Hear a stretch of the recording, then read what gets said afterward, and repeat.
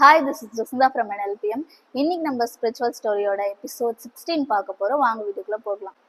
ஒரு ஊர்ல ஒரு ராஜா இருந்தாராம்.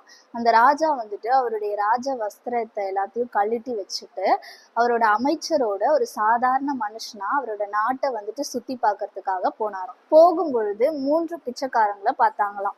ஸோ அந்த பிச்சைக்காரங்க இந்த ராஜாவையும் இந்த அமைச்சரையும் பார்த்த உடனே இவங்க கிட்ட ஏதாச்சும் கிடைக்கும் அப்படின்னு சொல்லி அவங்களோட தட்டை எடுத்து அந்த ராஜா கிட்டேயும் அமைச்சர்கிட்டயும் பிச்சை கேட்டாங்களாம். இந்த ராஜாவுக்கு ஒரு யோசனை வந்துச்சான். இந்த 3 பிச்சைக்காரங்களையும் சோதிச்சு பார்க்கணும் அப்படின்னு சொல்லி நினைச்சாராம். அந்த 3 பிச்சைக்காரங்களையும் பார்த்து அந்த ராஜா, ஐயா, நாங்க வந்துட்டு சாப்பிட்டு ரொம்ப நாளா ஆச்சு, உங்ககிட்ட ஏதாச்சும் இருந்தா எங்களுக்கு கொடுங்க அப்படின்னு சொல்லி சொன்னாராம்.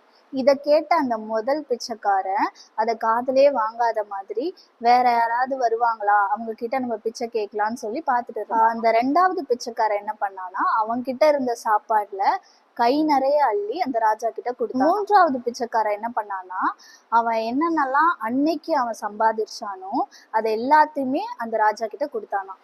அந்த ராஜா அந்த பிச்சைக்காரங்க கொடுத்தத அந்த அமைச்சர்கிட்ட கொடுத்து, இதை எடுத்துட்டு போயிட்டு அரண்மனையில வெயிட் போட்டு பாரு, யார் யார் எவ்வளவு கொடுத்தாங்களோ அதுக்கு ஈக்குவலா தங்க காசுகளை கொண்டு வா அப்படின்னு சொல்லி சொன்னார். அந்த ராஜா 2வது பிச்சைக்காரன் என்ன கொடுத்தானோ அதுக்கேற்ற தங்க காசுகளும், 3வது பிச்சைக்காரன் என்ன கொடுத்தானோ அதுக்கேற்ற தங்க காசுகளும் கொடுத்தாராம்.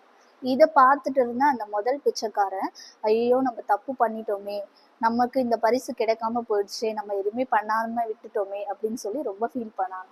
அந்த 2வது பிச்சைக்காரன், ஐயோ நம்ம வந்துட்டு நம்ம கிட்ட இருந்ததை அளந்து கொடுத்துட்டோமே, ஐ மீன் லிமிட்டடா கொடுத்துட்டோமே, நம்ம கிட்ட இருந்த எல்லாமே கொடுத்துருந்தா நல்லா இருந்திருக்குமே அப்படின்னு சொல்லி யோசிச்சானா. அந்த 3வது பிச்சைக்காரன் ரொம்ப சந்தோஷமா இருந்தானா, நம்ம நினைச்சு கூட பார்க்கலையே, நமக்கு லாட்ரி அடிச்ச மாதிரி ஆயிடுச்சு அப்படின்னு சொல்லி ரொம்ப ஹாப்பியா இருந்தாங்க. பைபிள்ல கூட ஒரு சம்பவம் வாசிக்கிறோம். ஏசப்பா பிரசங்கிச்சுட்டு இருக்கும்பொழுது அங்க இருந்த மக்கள் ரொம்ப பசியா இருந்தாங்க. ஸோ அதை பார்த்துட்டு அவருடைய சீஷர்கள் கிட்ட, உங்ககிட்ட எவ்வளவு அப்பம் இருக்குன்னு சொல்லி கேட்கிறாரு. அப்போ ஒரு பையன் அவங்க கிட்ட இருந்த 5 அப்பம் 2 மீன்களை முழுமையாக ஏசப்பா கிட்ட கொடுக்குறான். ஸோ இது நம்ம அம்மா தான் நம்ம கொடுத்தாங்க, இதை யாருக்கும் நம்ம கொடுக்க கூடாது அப்படின்னு சொல்லி இல்லாம அவங்க கிட்ட இருந்ததை எல்லாத்தையுமே அவன் கொடுக்குறான். ஸோ அததான் ஏசப்பா ஆசீர்வதிச்சு 5000 பேருக்கு கொடுக்குறாங்க.